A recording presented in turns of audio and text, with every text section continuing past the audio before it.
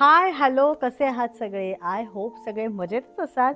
So मस्त संध्याकाळ झालेली आहे. नुकताच आम्ही सुद्धा चहा प्यायलेलो आहोत आणि मावशीने सुद्धा नुकताच देवाला दिवा सुद्धा लावलेला आहे आणि छान निवांत गप्पा मारतोय आता आम्ही. पण आजचा आमचा रात्रीचा डिनरचा मेन्यू आहे. हे जे सगळे नॉनव्हेज खातात त्याच पोपटी करणार आहेत आणि त्याच्याबरोबर थोडंसं चिकन वगैरे करणार आहेत आणि मी आणि मावशी आम्ही व्हेज खाणार आहोत. सो ती करणार आहे छोले. सो आता आज तो बेत आहे. तर रात्री आज आम्ही मस्त डिनर एन्जॉय करणार आहोत.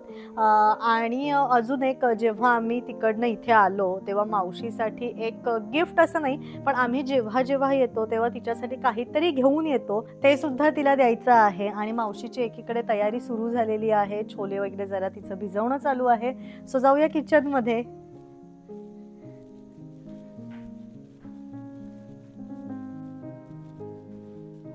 तर जसं तुम्हाला सांगितलं, मावशीची एकीकडे छोल्यांची तयारी सुरू आहे आणि बाकी सुद्धा जनरल तिची घरातली कामं. सो मला मावशीला एक आल्यापासून एक प्रश्न विचारायचा होता, की जसं तिने तुम्ही बघितलं असेल होम टूरच्या व्लॉगमध्ये, की तिचं म्हणजे सगळं शिक्षण वगैरे एका सिटी लाईफमध्ये झालेलं आहे आणि आता ती या विलेज लाईफमध्ये आहे. सो तिचं ते जे दोन्ही लाईफ जी आहेत ती तिला कशी वाटतात किंवा त्याबद्दल तिचं मत काय आहे, हे मला तिला जरा विचारायचं आहे. ही जीवन ना अंकिता जरा वेगवानच असतं. माझं तेव्हा वय होतं, मी ते जगली आणि थोडंसं कसं दोन्ही जीवनात मला फायदे झाले. तेव्हा माझ्या मुलांना माझी गरज होती, मी ते जगले, मुलं सुशिक्षित झाली. आता माझ्या नवऱ्याला गरज आहे आणि इथलं जीवन शांत आहे. आता माझी शारीरिक मानसिक सगळ्या ह्याने बघितलं तर मला हेही जीवन आवडतं. पण मी म्हणेन की मुलींना जर धावायचं असेल, पळायचं असेल, करिअर आणि ते वय असेल तर त्यांनी ते जगावं, सोडू नये. पण तडजोड ही माणसाची महत्त्वाची गोष्ट आहे. तडजोड करून जगावं. दोन्ही जीवनात तुम्हाला फायदे साधता येतात, समाधान मिळवता येतं, असं माझं मत आहे आणि त्या ह्याने मी हे जगते. मला जर कोणी म्हटलं अजूनही शहरी जीवन, मी तेही ॲडजस्ट करू शकेन किंवा आता हे मी ॲडजस्ट करतेच आहे, तुम्ही बघताय. त्यामुळे दोन्ही जीवनाच्या ह्याच्यात मी समाधानी आहे. जेवणाची तयारी सुरू आहे. मावशीने ह्यात छोले लावलेले आहेत.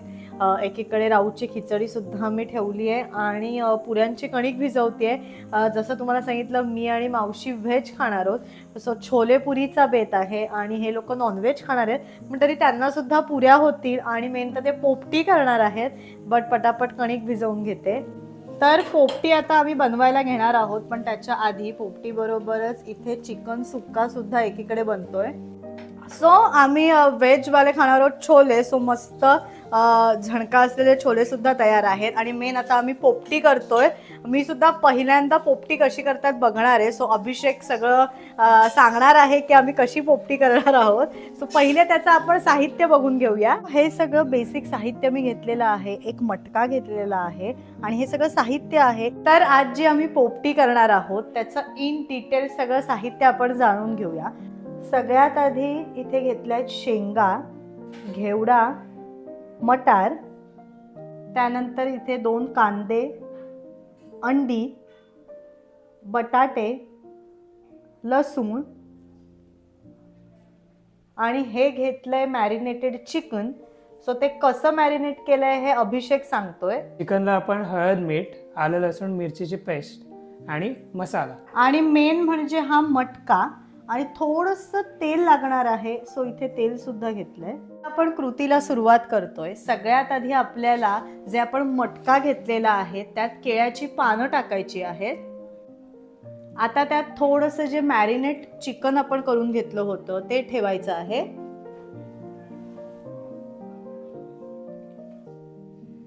चिकन टाकून झालंय. आता केळ्याची जी पानं आहेत ती थोडीशी बाजूने सुद्धा लावून घ्यायची आहेत, जेणेकरून ते चिकन जळणार नाही.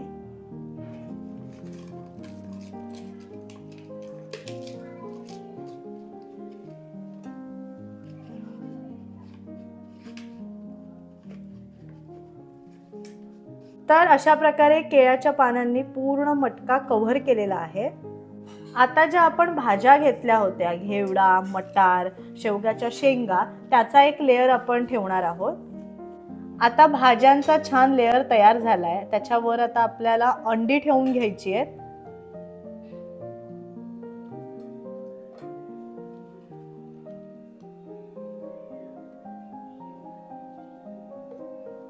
त्यानंतर जे बटाटे घेतले होते ते सुद्धा ठेवायचे आहेत. लसूण ठेवायचा आहे. त्यानंतर कांदा टाकायचा आहे आणि पुन्हा आता एक मस्त चिकनचा लेअर त्याच्यावरती ठेवायचा आहे.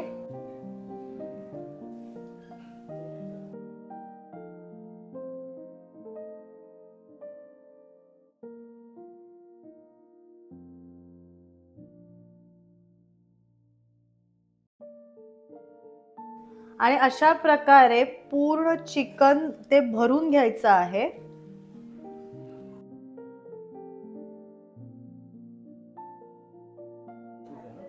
आणि आता लास्टला परत सगळ्या भाज्यांचा एक लेअर ठेवायचा आहे.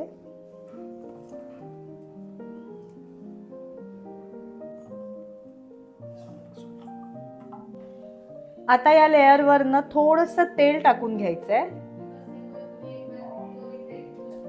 आणि आता साईडने सगळी पेरूची पानं आपल्याला इथे खोचायची आहेत.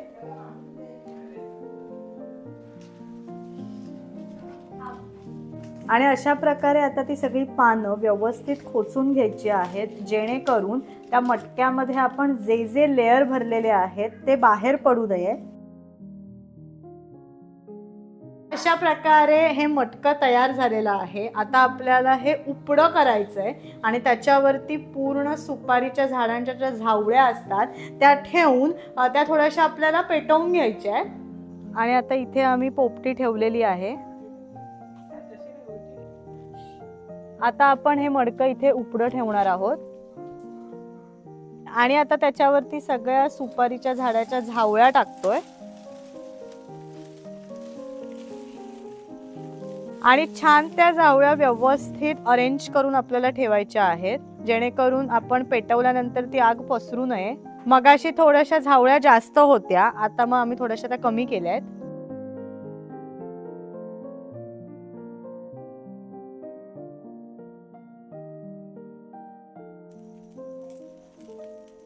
आणि अशा प्रकारे आता झावळ्या पेटवल्या आहेत. आणि अशा प्रकारे 20 मिनिटं ते अर्धा तास आपल्याला ही आच द्यायची आहे. तर 20 मिनिटं झालेली आहे आणि पोपटी आपली तयार आहे. गावांमध्ये हिवाळ्यात निसर्ग पूर्णपणे हिरवागार पोपटी झालेला असतो आणि म्हणूनच या दिवसात पोपटी केली जाते. पोपटी ही पूर्णपणे नैसर्गिक साधनांचा वापर करून केली जाते. अंधाऱ्या रात्री थंडीत शेकोटीसमोर बसून गरमागरम पोपटीचा आस्वाद घेतला जातो. मावशीच्या गावात सुद्धा मस्त थंडी पडली होती आणि म्हणूनच आम्ही सुद्धा पोपटी करायचं ठरवलं. मग ह्या पोपटीमध्ये आम्ही मुख्यतः हिवाळ्यांमध्ये ज्या पिकांचं उत्पादन होतं, भाज्या, घेवडा, मटार, शेंगा आणि मग त्याचबरोबर चिकन, अंडी, बटाटे, कांदे, लसूण असं टाकून ही पोपटी आम्ही बनवली होती.